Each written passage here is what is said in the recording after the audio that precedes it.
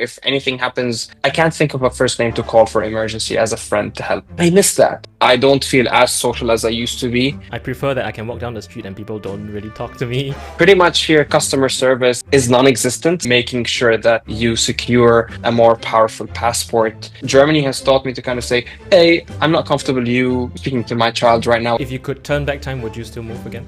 I think I would move, not to Berlin specifically, but I would like move, let's say, to...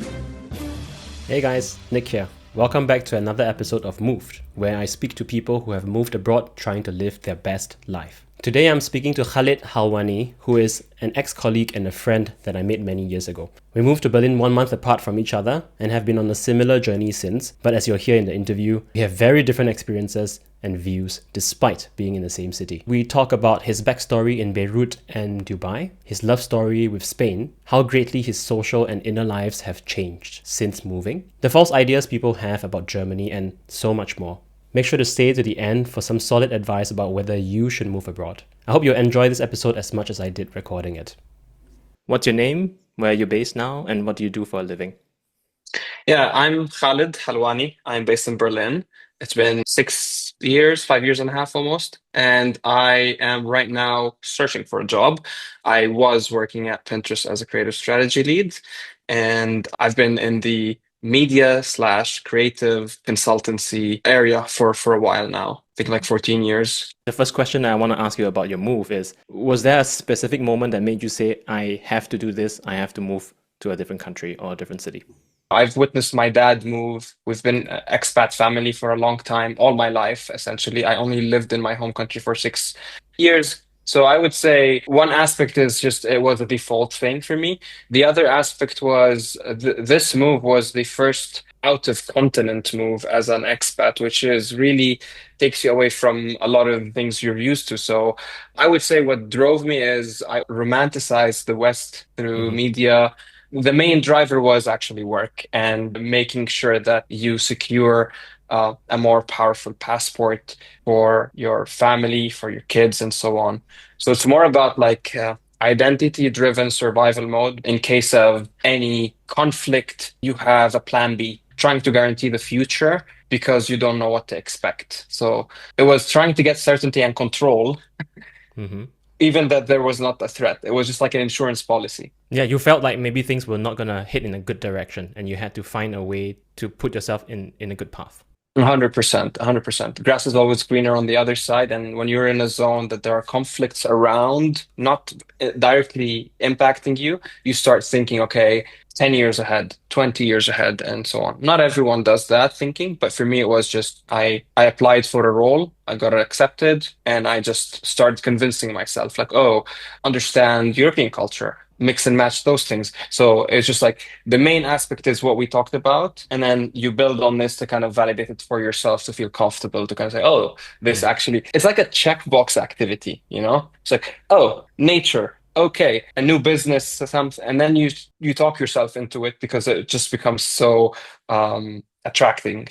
Like you said, you have moved to Berlin. I'm curious to know if there were other countries or cities that were on your mind at first. Well, I didn't have a choice. I had a choice, but between two cities, and that was Helsinki and Berlin. I chose Berlin for the vibrancy, what it could provide as a major European city and a major hub in Central Europe over Helsinki, which I really like, which gives me this kind of feeling of safe and security based on business travel. But I think it was more of a, hey, if I want to make that choice, I want to make that choice for me, my wife, and my, future kids and so on. I would have loved to have more choices, definitely, if I had the proper, let's say if I was maybe American or European or something and I had less bureaucracy, I would have chose maybe London or Spain, like Madrid or Barcelona. Those would be, yeah, the wishful thinking, I would say. Maybe the next step. Yeah. I know for a fact, since we are friends, that you also spent some time in Spain. Can you talk a little bit more about your motivations for doing that and whether there's a long-term or medium-term plan to kind of spend more time there?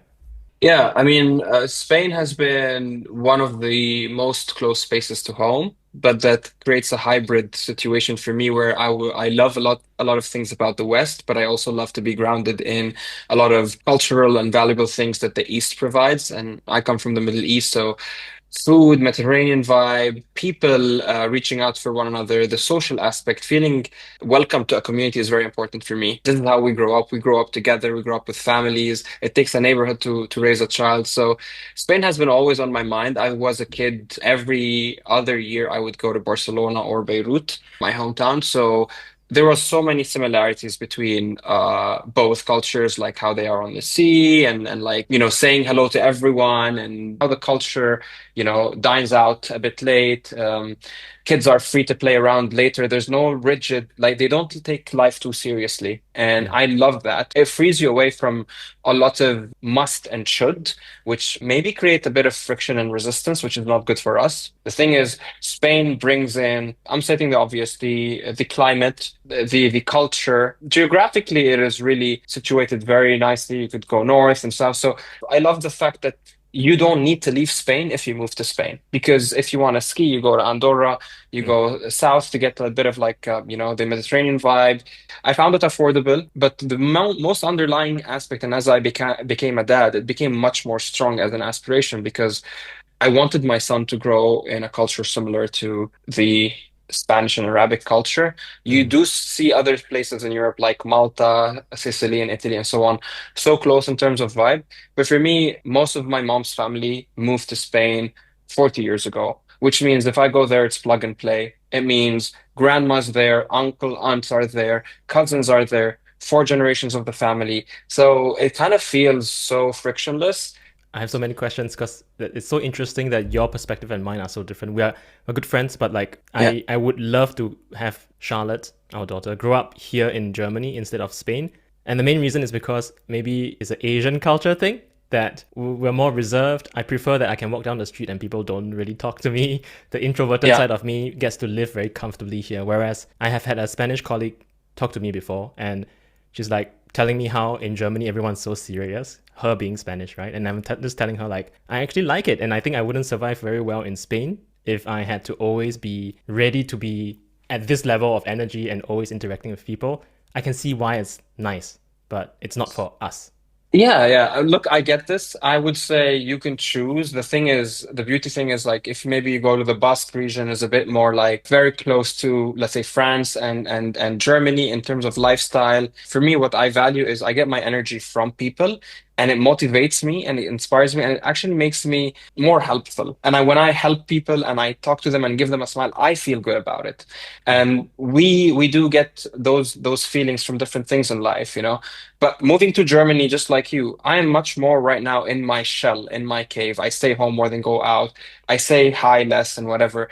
And, we change. We don't need to be a constant. Germany has taught me to kind of say, hey, I'm not comfortable speaking to my child right now, whatever. So before I want to be a people pleaser. But now Germany equipped me to be even more ready for Spain, that I can have this when I need it and not. I'd rather have this interaction and block it when I want to rather than have no interaction at all and beg for attention or beg for a bit of like a nice experience and so on. It doesn't need to be a black and white, it's a spectrum, and you could choose which community, which area, and so on, and tap in and tap out of it. That's how I see it.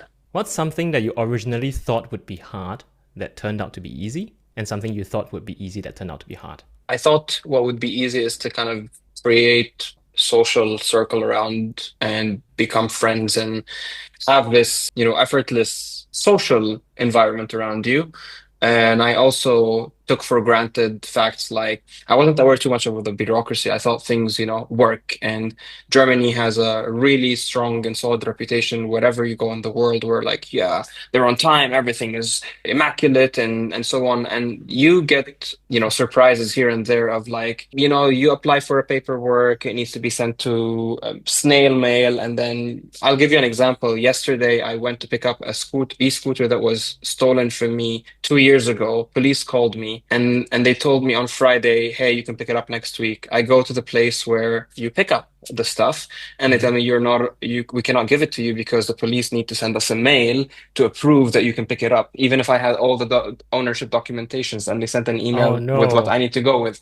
So I think a lot of things drag. I think what Germany taught me is a lot of patience and do Mm-hmm. not take life too seriously and so on. I used to take those personal because I was spoiled when I lived in Dubai. It Yeah. was immaculate in terms of like it's the most convenient city I think in the world. So it's a quite an extreme. Life here needs patience and paperwork and so on. And I thought actually learning German would be easier, but it proved to be a bit harder as a language to learn because I work in English. So three things that I thought, social life, bureaucracy, and language. I think I had unrealistic expectations moving to Berlin, Germany. I thought Okay. everything's going to be easy because of the reputation of the country outside. And now when I speak to people, it's like I tell them, "Oh, this happens and whatever." It's like, "Oh, really? This happens in Germany?" It's like, "Oh, yeah, you have better infrastructure, for example, in Spain versus Germany." They'd be shocked, you know. And those are the things, the conversations that, shock me a bit to kind of say like how much Germany has done a good job in exporting the idea and exporting good products, but internally hasn't invested enough in improving the lives for their own people 100%. as it's marketed. Yeah. Yeah, coming from Singapore, which is just as convenient as Dubai. Everything is digital, your bureaucracy is instant, your agencies, once one agency in the government has your information, they can share it with other agencies so you don't have to try to pull information from one agency and pass it on and do that work for Yeah. them. Can you talk about your social life now compared to what you were expecting? So my social life has taken a really backseat. Like at some points right now, if anything happens, I can't think of a first name to call for emergency as a friend to help. That's how I feel. It comes with a lot of effort and a lot of guilt that I can't help myself or there's a language gap and so on. And it's very stressful, especially when you have a family and you want to be self-dependent and reliant, but also you want to know that there are people out there for you. So I've moved 4 or 5 places in Berlin. Haven't made really, really close relationships with neighbors. I don't know if it's my side or it's just like something normal here. I feel when I go to villages out, I feel there's much more unity between the people or like smaller towns. So I do have friends that I enjoy going out with, but I think there's a lot of effort I need to do to plan something or to ask for something. There's a lot of, by the time like I'm not saying we have to be impulsive, but if I say, "Hey, let's go watch a movie or to the cinema or go to a beer garden in 2 weeks," oftentimes it is met with, "Oh, I can't now. Let's schedule this for a month or a month and a half, so on." You forget about those things, and For sure. so right now I rely on my wife's social circle because I don't have the energy to.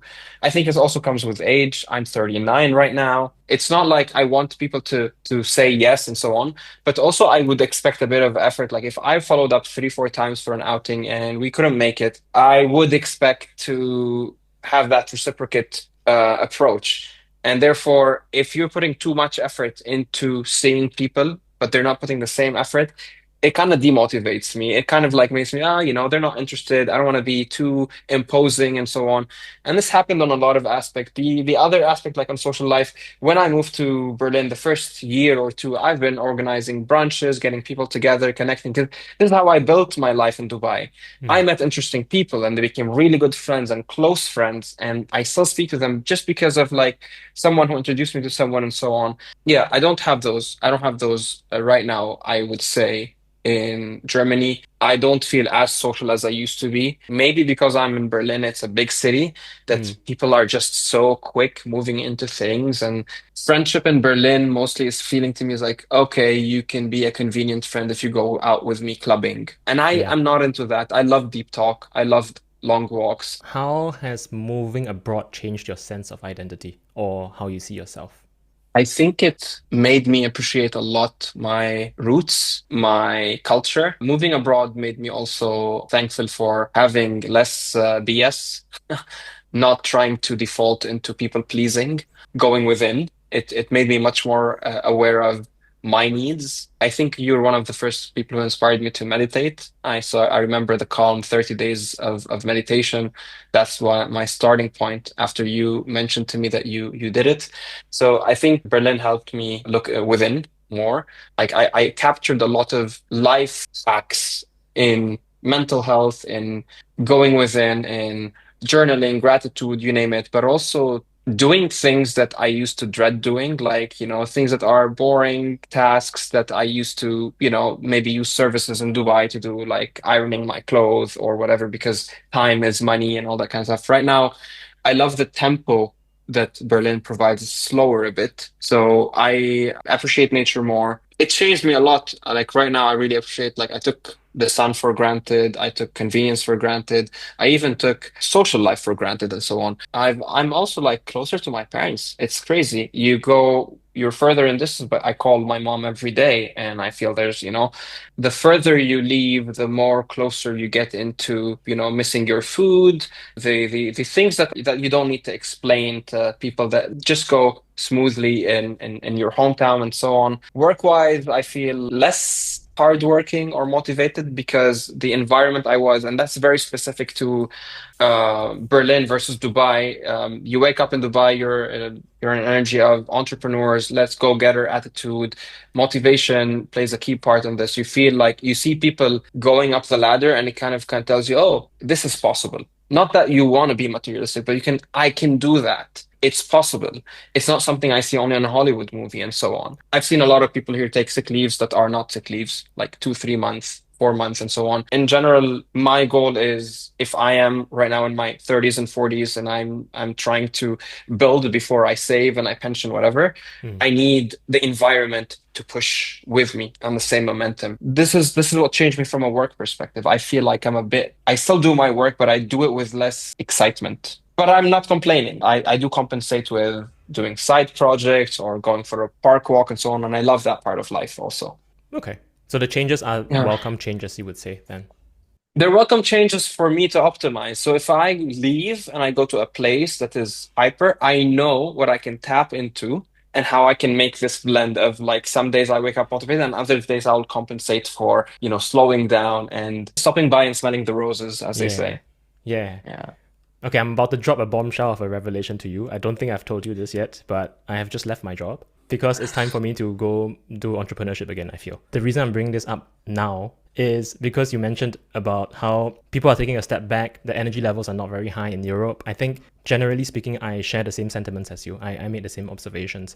I wished, for example, I could have a little bubble here, at least, of people who are entrepreneurs who are just like really trying to build their business as maybe solo entrepreneurs or with a small team of people, but just people who have high level of energy. And I know I won't get that physically around me in Düsseldorf.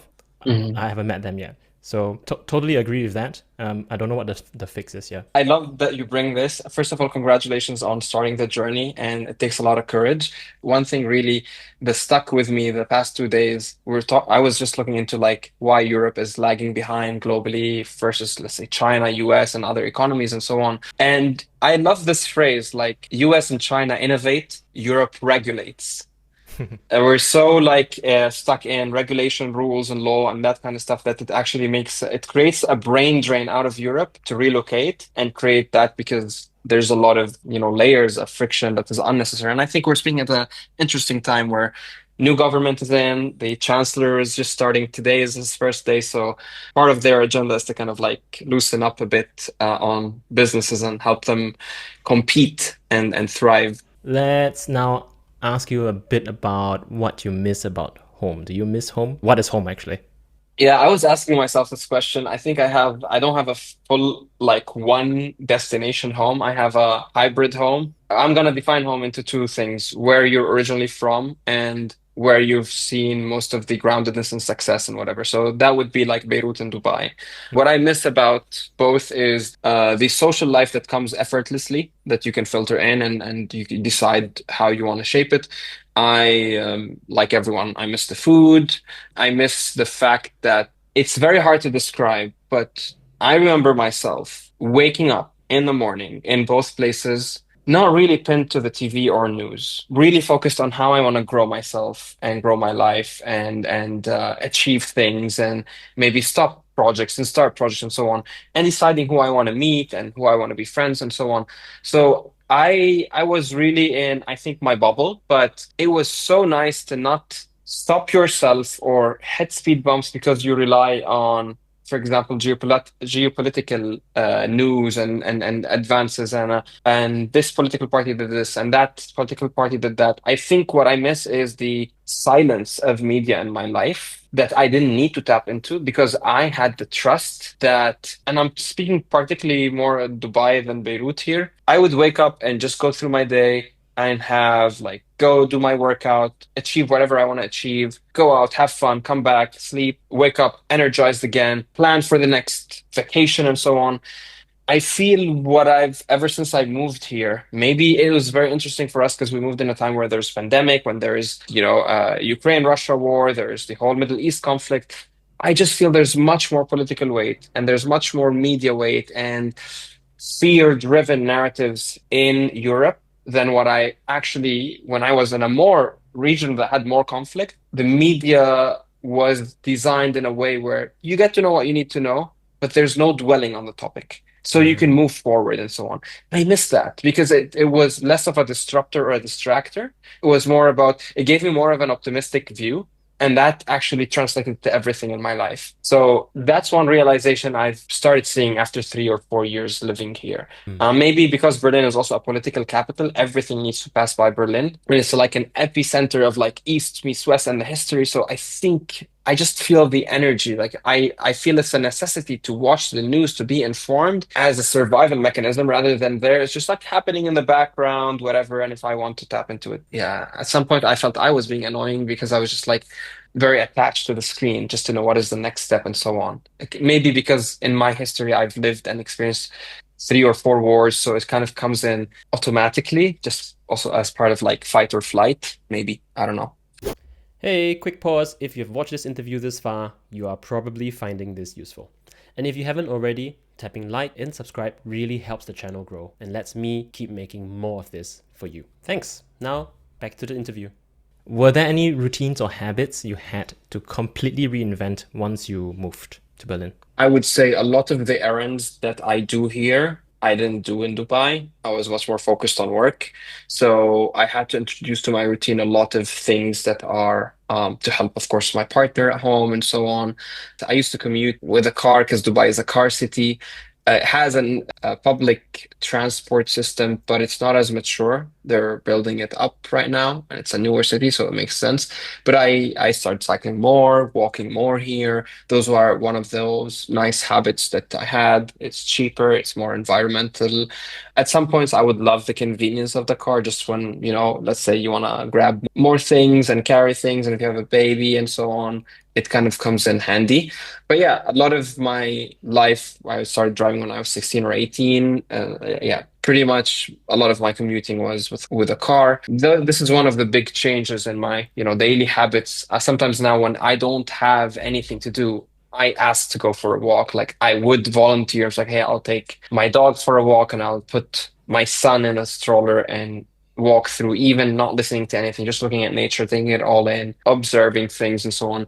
I was living more of a faster lifestyle. So I think this is one of the things that I appreciate slow living. One of the things I question more, I read contracts more. I am more like if I was me, like the old me meeting the new me right now, I'd be so annoyed of the new me because I had some aspects where I like really line by line annotations here. What do you mean by this? And I think one of the main things that made me this way, I know you're asking about routine and habits, but that became like an autopilot kind of a habit that I have is to secure myself. Because in Germany, what I've noticed that you could very easily fall into getting, for example, threatened for even not having the intention to. And I had like 3 or 4 experiences where, let's say, I'm asking questions and I'm refusing to pay because I need to understand the line by line, let's say, breakdown, what you're charging me of and whatever. Pretty much here, customer service or customer care is non-existent. So they don't give you the information, but they ask you, they order you, and it's by force, and it's not good consumer protection practices. So what I feel like I'm much more fearful because at any time there's also threatening of like a lawyer and a court and so on and so forth. So those are the Mm. things that people don't tell you, to be honest. Like it's a lawyer-based culture. Like people are waiting on the breath of others to kind of like file a complaint or Mm. call the police instead of knocking on your door and saying, "Hey, you were too loud," or "Hey, Mm. I didn't like this." There's no confrontation. There's like the law is more important than the human, and therefore the law will fix everything. And but it kind of keeps also a bitter taste between you and your neighbor or your friend or your colleague and so on, just because like you could have just been honest with me and tell me that this is XYZ, and I'll reciprocate with that. So Mhm. my habit right now, I have this habit, and I'm noticing that when I'm speaking to my friends, I'm always being very picky on the words, and I wasn't that before. And you don't like You know, that? I think, we started the call, Nick, saying that I love Spain or, Mediterranean cultures because you don't take life too seriously. And we have a limited, finite days in this life. So when you don't take life seriously, you have more fun. You project good energy to your kids, to your friends, and you Mm. don't hold resistance. And when you don't hold resistance and you flow easily and your attention doesn't go into this. But I feel like you can be very uptight about things that don't deserve. So when you zoom out, it's like, really, we're living in this floating blue ball where, an asteroid can hit any minute, and we're really being so tight about this specific thing and so on. I feel, yeah, I wouldn't like to be as uptight when it comes to many things in life. There's also this reputation, like about lots of different European neighbors, think like talking about Germans being like square-headed. I don't mean to be stereotypical. I've met amazing German people here, but unfortunately, this is the reputation that you get because of the law comes before human, before emotion, before empathy. And it's just, I think also history plays a role in this. I think Germany was different before and after the war, and there's a lot of spying, for example, activities happening in Berlin. So the trust kind of eroded. I'm more a bigger fan of a correction, a feedback once or twice before like a very affirmative action is much more appreciated. Even if you're new here, you're throwing the garbage in a different bin. Correction is really good, but don't lecture or be harsh because you never know where we're coming from and how much this is all new to you and so on. Well, I agree A bit with you about that. 100%. 100%. I was a Yeah. bit confused because I was thinking you were talking about Singapore. Because Singapore is like that too. Law-based Yeah. society. Once I was doing Okay. Airbnb. When Airbnb was just new in Singapore, I was renting out parts of my apartment. I was still living in the same apartment. We did it for a couple of months. But the best part of it was people were coming to us. People from all over the world were coming to Singapore and they were living with us, right? We didn't need to go to the world came to us. That was what we were saying, me and my wife. Then one day it all just abruptly ended when people in uniform, police officers, they came knocking on our door and said, we received a complaint from multiple neighbors. We're going to come into your house right now. We're going to come in and take photos around the house to take evidence of whether you are actually doing this or not. And a week or two later, the whole thing ended. We had to go down to one of the agencies and talk to one of the officers, Oh. and they just shut us down completely. And it just left a really sour taste in my mouth because it, like you said, the bitter and sour taste in neighborly relations comes from this. When you don't have the courage to come to someone's door and say, I think you shouldn't be doing this because we have, let's say, shared resources. There's a pool in the condominium and I don't want strangers coming, or I don't feel safe. Then at least we can have a dialogue. But what happened here is like, let's go to the government agency because the law doesn't say anything about this and also doesn't allow it. So let's just complain and let the enforcement agencies do their job. So Yeah. I get what you're saying, yeah.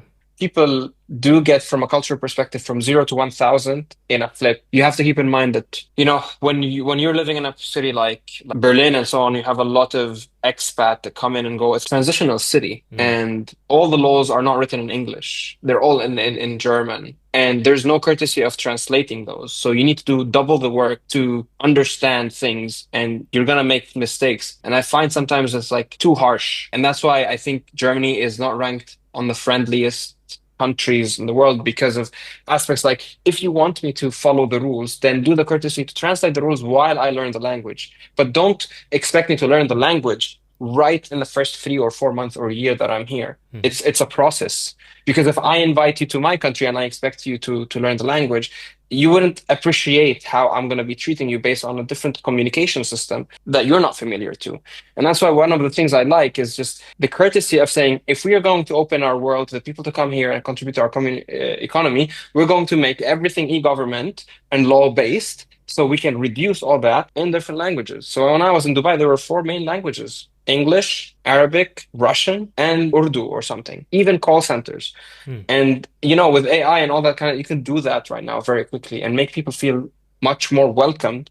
And that those small experiences, Nick, are going to make you more motivated to learn the language itself because you want to untap. But if you're gonna have half doors open, others are closed, it's going to be a demotivator for people to kind of feel welcome. So if you Yeah. could turn back time, would you still move again? With the knowledge I have or without? With I think I would move. Not to Berlin specifically, but I would like move, let's say, to maybe to London, to Amsterdam. Knowledge is power, but I would be much more picky. I haven't done my homework, I have to admit. I told you at the beginning of the call, I romanticized, I believed what I was told. I spoke to a lot of people and they gave me, oh, we're great, we're happy, we do this, we do that, but no one talks about the daily things that happen in your life. Things like reporting your taxes, doing your declaration or infrastructure. How was the grocery shopping experience? Everyone tells you, oh, you can go to a beer garden or you can do this and you can travel or take an easy jet and pay that much only for a vacation. Great. But right now, I'd be like much more, I would dig deeper into researching those things, definitely. Hopefully, this interview gives people a more raw glimpse of what it's like, all the considerations and all the emotions that someone goes through when they're actually living in a place, when they're taking a leap of faith to choose Berlin out of romanticizing the place, the West in general, or the need to get out of a situation and get yourself on a better path. Whatever it is, the research cannot be complete, but when you can hear people's stories, I think it helps a lot. And if the stories are not sugar coated, yeah, that's always Yeah. valuable, right? My goal is to kind of make you ask the right questions, actually, from this conversation, so that you are fully informed rather than just relying on what content is out there that is just like also romanticizing or saying this or that and so on. Would you say there are perhaps one or two questions that I should have asked? If so, do you want to answer them? Asking me like what would you have wished to do before moving that would have make you much more prepared? I would answer you with learn the language before you get here, or at least get into a decent level so you have a smooth landing, at least at the first impressions, because that really affects your experience in the first year or two. Another question, if I leave here, well, what would be the things I would miss? Because we also talk about what we miss from where we went, but what would actually I would miss is a ton of things. I've been talking about like problems here and there, but like I would miss a lot this multicultural food scene in Berlin, which is fantastic for everyone. Like if I learned what is Vietnamese cuisine here, like I never had it. It was always Chinese cuisine or Indian and so on. Like here, there's much more depth into cultures. Like, you go to a Peruvian restaurant, you'll have. So I like the food scene. I'm gonna miss, going down in your PJs and walking and no one taking a look or judging you on that. Nature is a big part of this. I mean, sometimes right now, as how beautiful the day is, you just walk and whatever situation you're in, you just look at the trees, the density of nature, and walk into places, and you immediately feel your whole nervous system relaxes, even in Berlin. I mean, it's a big city. We talked about it. You have like thousands and thousands of parks and lakes and so on. And of course, the fact that the proximity of cultural experiences is something unmatched in the world. Like if you just jump on a plane, 2 hours, you're in the Vatican or you're in the Nordics or you're like it's so diverse that Mm-hmm. it is so rich that it kind of gives you a lot of nice stimulus when you're traveling and you don't need to think of a 7 hour travel or 8 hour travel. Everything is within 2 to 3 hours, which is very nice to have. Everyone who's trying to get on a journey to leave home, be sure to understand how things stack up back home. You don't need to be very surgical about the pros and cons, but I would say just try to make sure that you are living every day and look into the intricate details so that you can equip yourself with like, okay, is this a showstopper? Is this yeah, good to go, a no-go, and so on. I still say, like in a humble way, I did a mistake following the opportunity because I felt a lot of FOMO. It's like no other opportunity in my life is going to give me a working visa in Europe and expose me to this. Once you feel this from a fear perspective that you're not going to get the chance again, you are going to sacrifice a lot of things because you're letting into emotion rather than just rationally putting everything and understanding.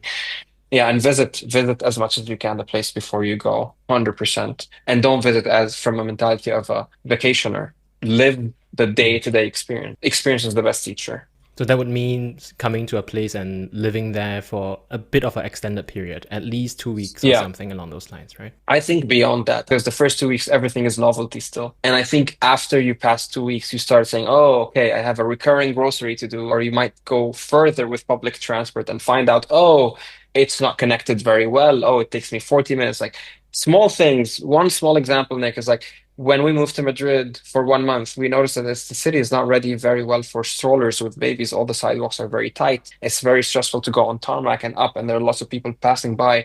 While in Barcelona, the sidewalks are really wide. You feel there's more space, for Mm. example. And those small things are the things that are going to affect your quality of life. Not the, oh, there's this sky bar here and there's this nightclub there, and that's why I say over 2 weeks to a month is good enough as an experience.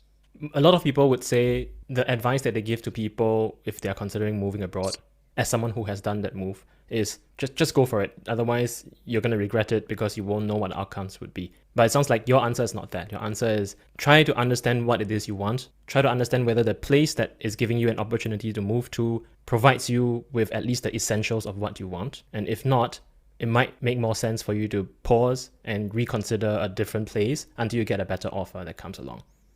Yeah, I think I would nuance it into two segments. If you're Mm-hmm. single and you're independent and easy to plug in and plug out, I would say go. Just like what you're saying. I love your question. If you have dependents on you, you need to go through this whole due diligence. We have a common friend who joined the same company, stayed in Berlin for 6 months, and then left to Amsterdam, Mm-hmm. right? Because the level of freedom and plug unplug, there was no priorities, there was no goals. It was like, hey, I liked Berlin. At some point after 6 months, there's this realization like it's not giving me everything that I need, so I'm moving to Amsterdam and so on. It was harder for us to do. We were coming here with our dependents. We had needed to do due diligence. Our home is further away geographically, so and that's why I would say, yeah, 50-50. It really depends on your situation. There's nothing to lose when you're going. You're getting the experience to go, but don't drag people with you and then have to move around and be uncertain. It's going to affect your relationship and your the way you enjoy your family and so on. That's a great answer. I think I completely agree with it. And yeah, it makes sense. It depends on who you are. So whoever's Yeah. watching this, please consider your own circumstances, right? You can't take advice from people who are not in the same situation as you are. Khaled, that's it. And really appreciate you taking the time to just come on and be willing to put yourself out there because you know this goes on the internet. Not everyone feels comfortable about that. Oh, I appreciate it. Don't thank me. I told you I love deep conversations and thank you for providing that. So thank you for having me.